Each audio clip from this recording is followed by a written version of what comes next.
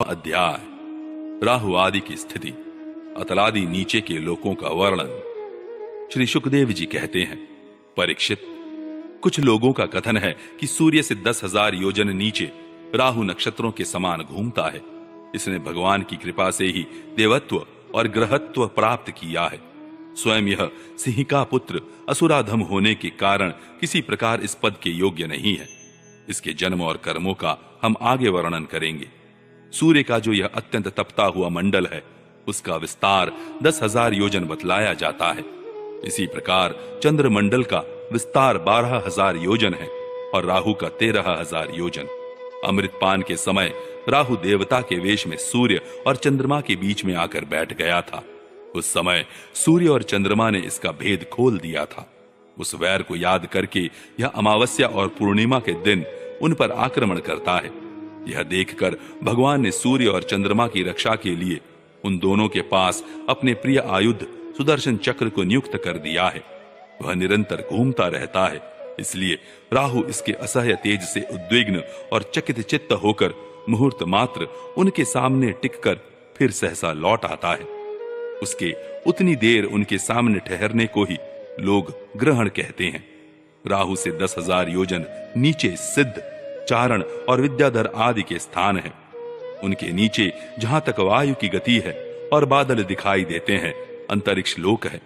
यह यक्ष, राक्षस, पिशाच, प्रेत और भूतों का विहार स्थल है। उससे नीचे 100 योजन की दूरी पर यह पृथ्वी है, जहां तक हंस, गिद्ध, बाज और गरुड़ आदि प्रधान प्रधान पक्षी उड़ सकते हैं, वहीं तक इसकी सीमा है। पृथ्वी के विस्तार और स्थिति आदि का वर्णन तो हो ही चुका है। इसके भी नीचे अतल, वितल, सुतल, तलातल, महातल, रसातल और पाताल नाम के 7 भूविवर हैं। ये एक के नीचे एक 10,000 योजन की दूरी पर स्थित हैं और इनमें से प्रत्येक की लंबाई चौड़ाई भी 10-10 हजार योजन की है।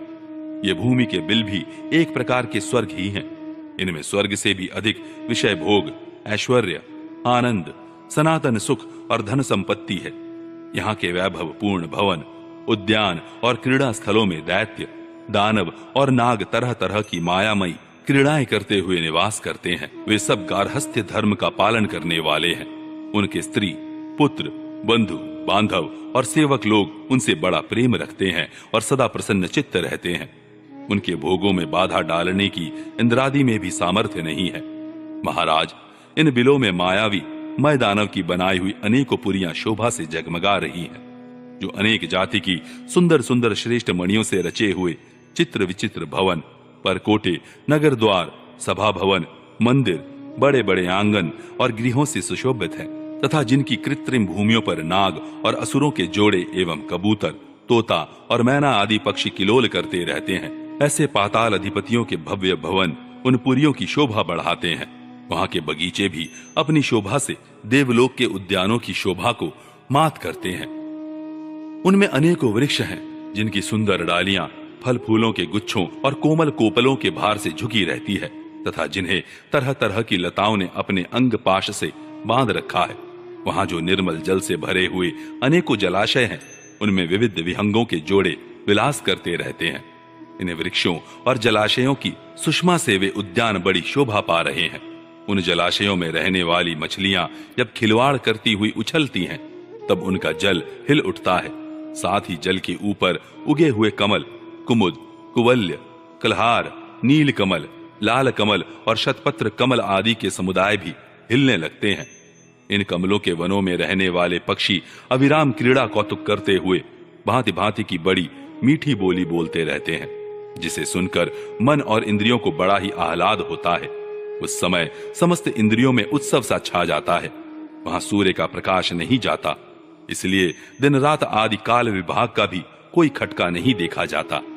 वहां के संपूर्ण अंधकार को बड़े बड़े नागों के मस्तकों की मणियां ही दूर करती हैं। इन लोकों के निवासी जिन औषधि, रस, रसायन, अन्न, पान और स्नान आदि का सेवन करते हैं, वे सभी पदार्थ दिव्य होते हैं। इन दिव्य वस्तुओं के सेवन से उनके मानसिक या शारीरिक रोग नहीं होते, तथा झुर्रियां पड़ जाना, बाल पक जाना, बुढ़ापा आ जाना, देह का कांतिहीन हो जाना, शरीर में से दुर्गंध आना, पसीना चूना, थकावट अथवा शिथिलता आना तथा आयु के साथ शरीर की अवस्थाओं का बदलना, ये कोई विकार नहीं होते। वे सदा सुंदर, स्वस्थ, जवान और शक्ति संपन्न रहते हैं। उन पुण्य पुरुषों की भगवान के तेज रूप सुदर्शन चक्र के सिवा और किसी साधन से मृत्यु नहीं हो सकती। सुदर्शन चक्र के तो आते ही भय के कारण असुर मणियों का गर्भस्राव और गर्भपात हो जाता है। अतल लोक में मय दानव का पुत्र असुर बल रहता है। उसने 96 प्रकार की माया रची है। उनमें से कोई कोई आज भी मायावी पुरुषों में पाई जाती है। उसने एक बार जंभाई ली थी। उस समय उसके मुख से स्वैरणी, कामिनी और पुंशचली 3 प्रकार की स्त्रियां उत्पन्न हुई। ये उस लोक में रहने वाले पुरुषों को हाटक नाम का रस पिलाकर संभोग करने में समर्थ बना लेती हैं और फिर उनके साथ अपनी हाव भावमयी चितवन, प्रेममयी मुस्कान, प्रेमालाप और आलिंगन आदि के द्वारा यथेष्ट रमण करती हैं। उस हाटक रस को पीकर मनुष्य मदांध सा हो जाता है और अपने को 10,000 हाथियों के समान बलवान समझकर मैं ईश्वर हूं, मैं सिद्ध हूं, इस प्रकार बढ़ बढ़कर बातें करने लगता है। उसके नीचे वितल लोक में भगवान हाटकेश्वर नामक महादेव जी अपने पार्षद भूत गणों के सहित रहते हैं। वे प्रजापति की सृष्टि की वृद्धि के लिए भवानी के साथ विहार करते रहते हैं। उन दोनों के तेज से वहां हाटकी नाम की एक श्रेष्ठ नदी निकली है। उसके जल को वायु से प्रज्वलित अग्नि बड़े उत्साह से पीता है। वह जो हाटक नाम का सोना थूकता है, उससे बने हुए आभूषणों को दैत्य राजों के अंतःपुरों में स्त्री पुरुष सभी धारण करते हैं। वितल के नीचे सुतल लोक है। उसमें महायशस्वी पवित्र कीर्ति विरोचन पुत्र बलि रहते हैं। भगवान ने इंद्र का प्रिय करने के लिए अदिति के गर्भ से वटु वामन रूप में अवतीर्ण होकर उनसे 3 लोक छीन लिए थे। फिर भगवान की कृपा से ही उनका इस लोक में प्रवेश हुआ। यहाँ उन्हें जैसी उत्कृष्ट संपत्ति मिली हुई है, वैसी इंद्रादि के पास भी नहीं है। अतः वे उन्हीं पूज्यतम प्रभु की अपने धर्माचरण द्वारा आराधना करते हुए यहाँ आज भी निर्भयता पूर्वक रहते हैं।